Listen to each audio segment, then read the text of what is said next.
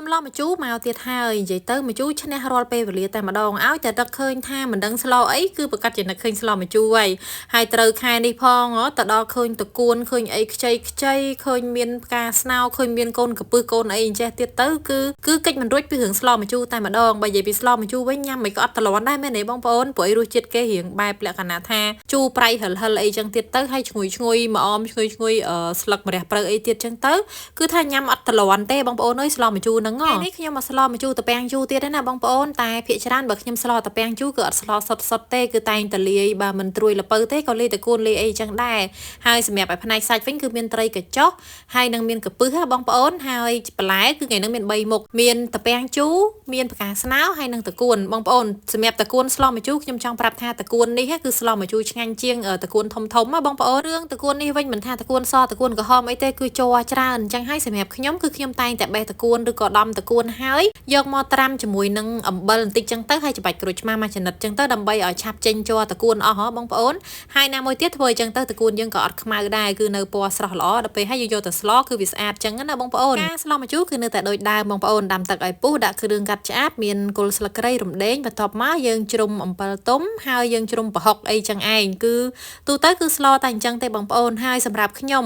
ការជ្រុំអំបិលទុំខ្ញុំជ្រុំមុនគេអញ្ចឹងរហូតនិយាយទៅគឺជាទម្លាប់តែខ្ញុំឃើញបងប្អូនខ្លះអញ្ចឹងទៅគាត់ស្លគាត់ជ្រុំអំបិលក្រោយគេអីចឹងណាតែត្រឡប់ខ្ញុំគឺខ្ញុំតែងតែជ្រុំអំបិលពេលហ្នឹងឲ្យហើយតែម្ដងហើយប្រហុកក៏ចឹងដែរយើងជ្រុំឲ្យហើយពេលហ្នឹងតែម្ដងទៅហើយដល់ពេលហើយបាត់យើងថែមគ្រឿងថែមអីចឹងទៅ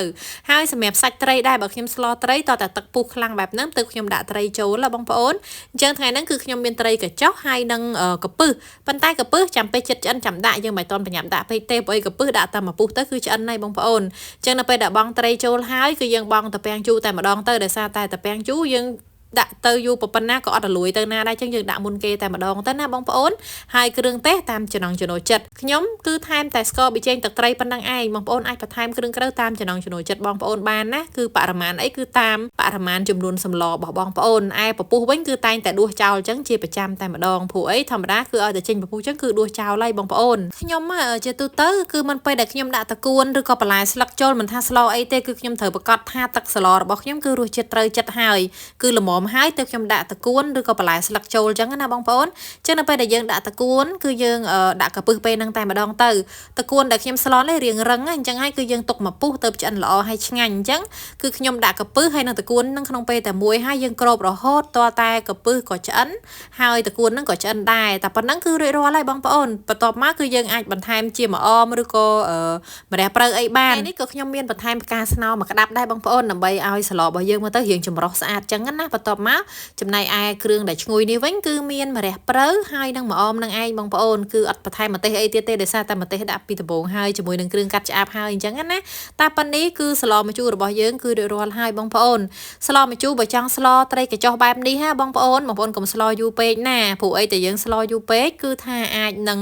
រលួយបែកសាច់ត្រីអស់តែម្ដងខ្ញុំរៀងចង់ជ្រុលដែរពេលដួសចឹងទៅត្រី4 5ចឹងក៏បែកអស់1 2ដែរអញ្ចឹងណាបងប្អូនហើយស្លមួយមុខនេះដែរគឺត្រូវខ្លាំងមែនតើជាមួយនឹងត្រីអញ្ចឹងនិយាយទៅត្រីកញ្ចុះត្រីអីហ្នឹងយកមកស្លបែបម្ជូរស្រុកស្រែអីអញ្ចឹងគឺឆ្ងាញ់ណាបងប្អូនបើថាត្រីធំខ្ញុំពីដំបូងចូលចិត្តស្លត្រីធំហ៎អត់ដឹងថាហេតុអីបានជាគេចូលចិត្តស្លត្រីតូចអញ្ចឹងពិបាកញ៉ាំអីអញ្ចឹងណាតែដល់ពេលបានសាកស្លត្រីកញ្ចុះម្ដងមិនដឹងថាអូក៏ប៉ិតខ្ញុំអត់ដឹងតតែសោះណោះគឺតាំងពីដើមមកហ្នឹងគឺមិនដែលស្លទេស្លតែត្រីធំលុះដល់ពេលបានស្លត្រីតូចម្ដងមិនដឹងថាអូយជាប់ចិត្តមែនតើបងប្អូនក៏ប៉ិតស្លត្រីតូចបែបនេះហាស្លម្ជូរបែបស្រុកស្រែគឺឆ្ងាញ់ជាងត្រីធំឆ្ងាយមែនតើតែម្ដងអញ្ចឹងឥឡូវហ្នឹងចេះមកញ៉ាំត្រីកញ្ចុះញ៉ាំអីពីមុនគឺអត់ចេះទេឲ្យតែត្រីមើលទៅឃើញតូចគឺអត់ញ៉ាំតែម្ដងហើយសម្រាប់វីដេអូរបស់ខ្ញុំមកដល់ត្រឹមហ្នឹងដែរស្លក៏ឆ្អិនរួចរាល់អស់ហើយអញ្ចឹងគឺវីដេអូក៏ដល់ទីបញ្ចប់ដែរបងប្អូនអរគុណច្រើនសម្រាប់ការទស្សនាវីដេអូរបស់ខ្ញុំពីដើមរហូតដល់ចប់ជួបគ្នានៅវីដេអូក្រោយ